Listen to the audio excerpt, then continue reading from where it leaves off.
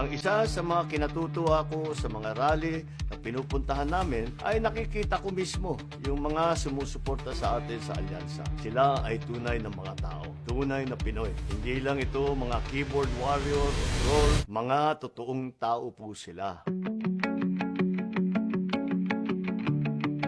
Magandang araw po sa ating lahat at sana ay nasa mabuti kayong kalagayan. Medyo matagal na tayong hindi nakapag-vlog dahil gaya ng nakikita nyo sa balita ay kaliwat kanan ng ating mga inaasikaso.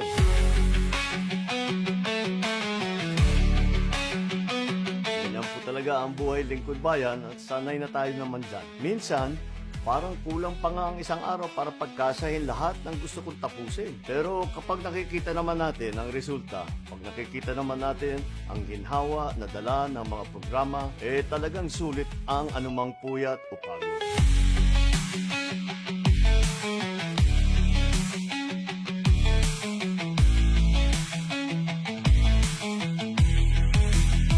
Dumagdag pa rin sa dami ng ating lakad ay ang campaign trail. Nagsimula na po ang pangangampanya ng mga senatoriable natin. Kaya't basta kaya na schedule, sinasamahan ko naman sila.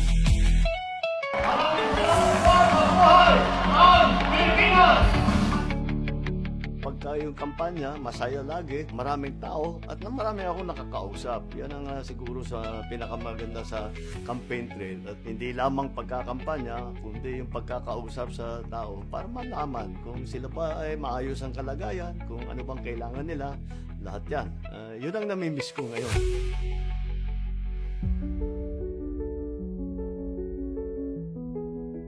Kakambal ng kampanya ay ang mga intriga at batuhang putik na tinatawag na fake news. Kaliwat kanan na rin yan. Kaya dapat maingat tayo mga mamamayan. Sabi nga natin, ang bagong Pilipino ay marurunong kumilatis sa tama at maling impormasyon. Kaya ngayon, laghanap na naman ang fake news at disinformation. Dapat extra ingat lumpo tayo sa mga nababasa natin online. Pero hindi rin naman yan mahirap. Ang isa sa mga kinatutuwa ko sa mga rally na pinupuntahan namin ay nakikita ko mismo yung mga sumusuporta sa atin sa alyansa. Sila ay tunay na mga tao, tunay na Pinoy. Hindi lang ito mga keyboard warrior o troll, mga totoong tao po sila. Kinakamayan natin, nakakausap natin, at nakukumusta.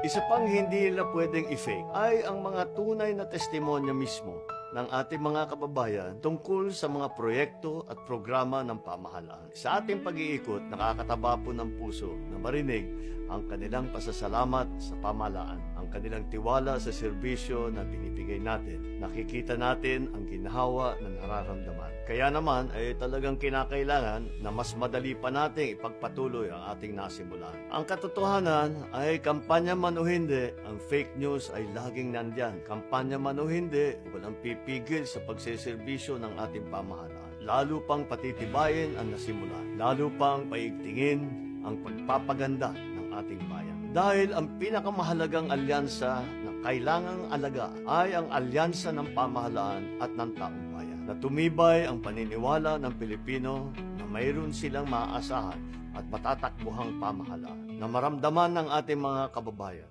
nakakampiin nila ang gobyerno na iaangat sila at puproteksyonan. Yan ang alyansa ng sambayan ng Pilipino. Mabuhay ang bagong Pilipinas.